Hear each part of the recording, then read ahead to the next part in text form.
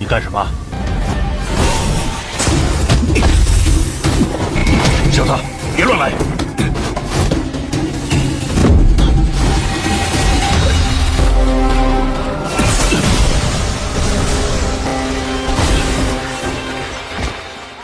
够了！道歉！我说，道歉！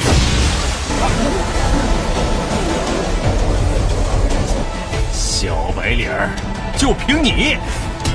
先问问这把斧头同不同意？嘿嘿嘿嘿！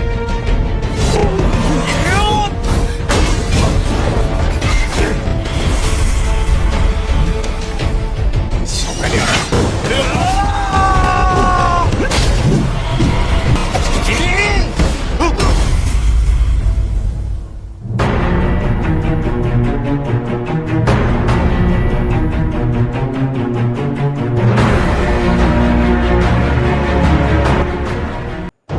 ！Hai kaum rebahaners, pelajarers ya pokoknya semua yang ngeres-ngeres.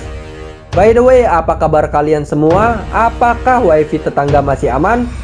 Jika masih aman, silakan kalian berbaring nikmatin filmnya sambil ditemani kopi dan sebatang kayu surgawi.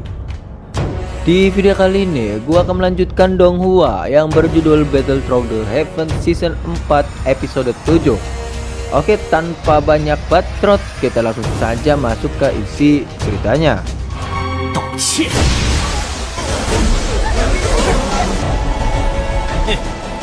小白脸儿，你先退到一边去。 Film diawali dengan Xiaoyan yang sedang mengaktifkan Heavenly Flame-nya. Lalu ia merasa terkejut hanya sebagian kecil racun api yang masuk ke dalam tubuh, akan tetapi energinya mirip seperti seorang Doking. Dan jika sebagian besar racun api masuk ke dalam tubuhnya, maka Xiaoyan akan dipromosikan menjadi Dao Master. Lanjut cerita, datanglah Hai Bodong dan berkata jika Xiaoyan tiba-tiba menjadi lebih kuat. Lalu ia menanyakan hasil dari penyembuhan Nalanji kemarin. Tetapi Xiaoyan mengatakan jika butuh beberapa hari untuk menghilangkan racun yang berada di tubuh Nalanji. Dan terlihat Xiaoyan yang masih tidak menyangka jika racun api itu bisa menahan abnormal flame miliknya. Lalu Hai Bodong menyimpulkan jika racun api tersebut bukan racun sembarangan. Untung saja Xiaoyan memiliki inti api yang bisa menetralkannya. Lalu Xiaoyan mencoba kekuatan barunya tersebut. 你干什么？小子，别乱来！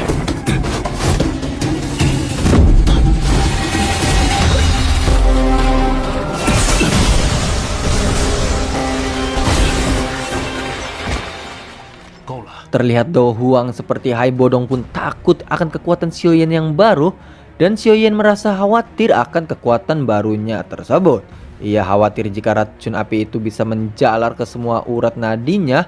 Akan tetapi menurut Hai Bodong, jika Xiaoyan tidak perlu takut karena ia memiliki inti api yang bisa melindungi dirinya. Lalu Shin berpindah ke kantor pusat asosiasi alkemis yang berada di pusat kota kekaisaran. Ternyata kota tersebut memiliki sebuah pasar yang menjual banyak sekali kebutuhan alkemis. Terlihat Xiaoyan yang merasa kebingungan atas petunjuk jalan yang ada di depannya. Tiba-tiba seorang nona cantik melambaikan tangan pada Xiaoyan. Nona tersebut bernama Lin Fei yang ternyata Lin Fei diam-diam menyukai Xiaoyan sejak tahun lalu. Dan ia juga mengatakan jika ia dipromosikan menjadi alkemis tingkat 2. 你竟然没第一时间认出本小姐！之前在黑岩城你就老是躲着我，我说怎么这么奇怪，是不是？是不是？未来的二品炼药师。喂，这家伙，你也是来参加炼药师大会的吧？ Lanjut cerita, terlihat Xiaoyan dan Li Fei yang sedang melihat-lihat di sekelilingnya. Lin Fei berkata jika di kota tersebut lebih ramai dari kota batu hitam dan banyak juga obat-obatan spiritual. Lalu Xiaoyan yang sedang melihat batu spiritual di situ ia meninggalkan kembali Lin Fei sendirian. 是我们少女炼药师心中排第一的梦中情人啊！我所需的东西还得花时间慢慢找。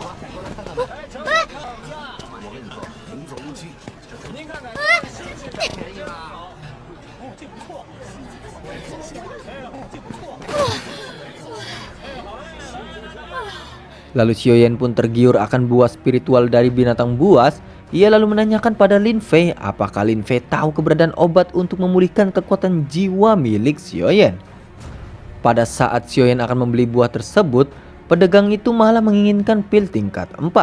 Akan tetapi Xiaoyan tidak memilikinya dan ia pun segera pergi. 药效可是极好的，我变便宜的4品丹药做交换。喂，你不是说3品丹药吗？这今天可就是今天的价了。 Ternyata menurut Lin Fei kebanyakan pedagang di tempat tersebut adalah penipu dan malah menaikkan harga barternya dengan pil tingkat 5. 涨价了，现在要5品丹药来换。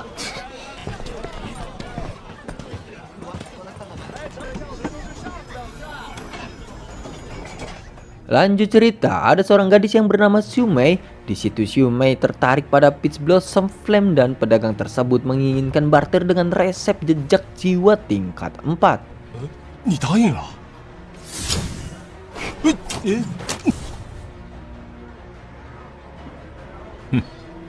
Akan tetapi lagi-lagi pedagang di pasar tersebut adalah penipu. 怎么可能？ 那你的意思是我在骗人了？ 你刚才接着看药方的真假，一定是偷偷用灵魂力量扫描了。 是啊，这店家可出了名的无赖啊，恐怕这小姑娘要吃亏啊。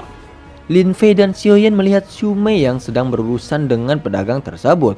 Tapi menurut paman itu jika ia sudah lama berbisnis maka tidak bisa dibohongi dan juga sudah melihat banyak sekali orang yang ingin menipunya. Lalu Lin Fei bergegas memanggil gurunya.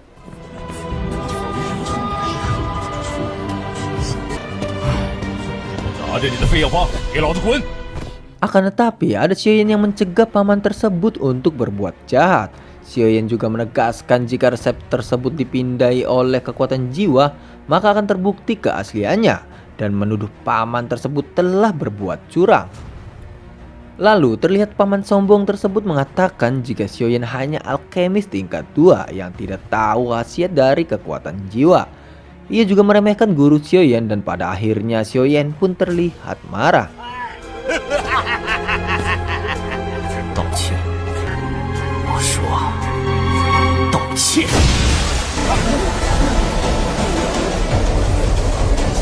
小白脸儿，就凭你，请问我这把斧头同不同意？嘿嘿嘿嘿。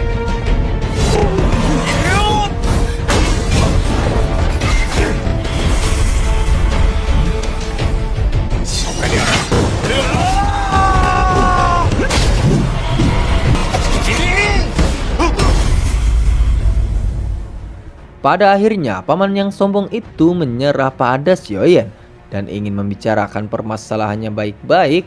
Lalu terlihat pendekar dari kekaisaran yang melihat kejadian tersebut dan ingin mempelajari racun api milik Xiaoyan.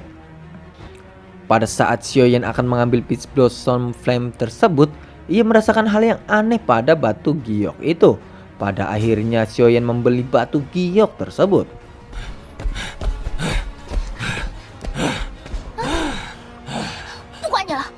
你等等我！桃花火种原本就是雪梅用药方换取的。大哥看上这玉片是小弟的福气，送就不必了。你的东西。谢谢。我还有事，先告辞了。小眼。 Lanjut cerita, Xiaoyan yang sedang bersama ketua sekte batu hitam yang bernama Paman Auto. Lalu Paman Auto memberikan teh pada Xiaoyan dan ia memuji Xiaoyan karena tidak melihatnya dalam 1 tahun. Kekuatannya sudah meningkat cukup pesat. Tiba-tiba temannya Paman Auto yang bernama Grandmaster Frank muncul dan ia terlihat sedang kesal terhadap muridnya. 你说说你，用4品药方，好看顶个屁用！ 身为一个炼药师，你要气死老夫了！萧炎， Akan tetapi menurut Xiaoyan, obat yang dibeli oleh Nona Mei meskipun kekuatan apinya tidak kuat, tapi dibandingkan dengan api yang dipadatkan oleh Doji, obat tersebut jauh lebih hebat dan sangat cocok untuk alkemis. Xiaoyan juga memuji Paman Frank jika Paman Frank bisa memoles resep tingkat 4 yang dikeluarkan dengan Peach Blossom Flame tersebut. 停，是不是看上他了？你说什么？老师和萧炎有正式生意。一天到晚就知道。 Lanjut cerita, Paman Autu menawarkan kejuaraan alkemis pada Xiaoyan karena menurut dirinya, Xiaoyan yang sangat berpotensi untuk menjadi juara di kejuaraan alkemis tersebut. Akan tetapi Xiaoyan menolaknya mentah-mentah karena ia di situ tidak untuk mengikuti ujian alkemis, akan tetapi ia sedang mencari obat kekuatan jiwa. Paman Frank dan Paman Autu lalu menegaskan jika setelah memenangkan kejuaraan alkemis, maka akan menjadi tamu kehormatan di sekte alkemis kekaisaran dan akan mendapatkan bahan obat langka di gudang alkemis. Xiaoyan terlihat tertarik dan menanyakan terkait obat yang mengembalikan kekuatan jiwa. Tiba-tiba Ratu Ular Medusa muncul di hadapan Xiaoyan dan menyuruhnya untuk mengikuti kejuaraan tersebut. "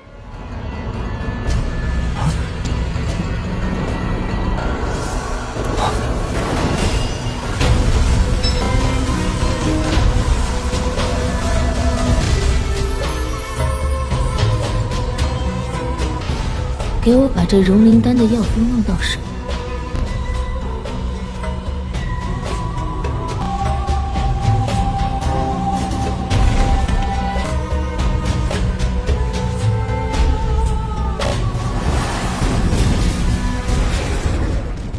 Lalu Xiaoyan yang terkejut dan ia tidak bisa bergerak sama sekali, dan ia juga akan menerima tawaran dari sekte batu hitam untuk mengikuti kejuaraan alkemis tersebut.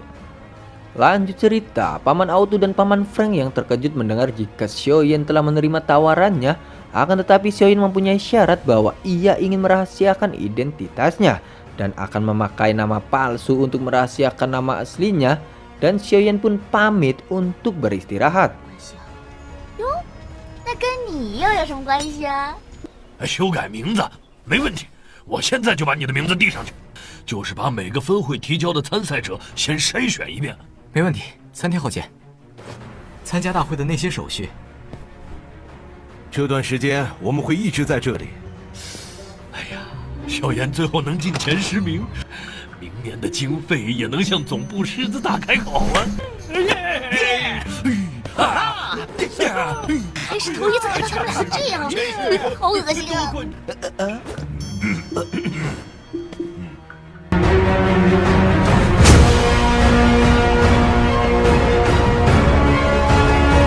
Dan cerita pun bersambung. Pada teman-teman, jangan lupa update kita selanjutnya. Terima kasih, see you and bye-bye.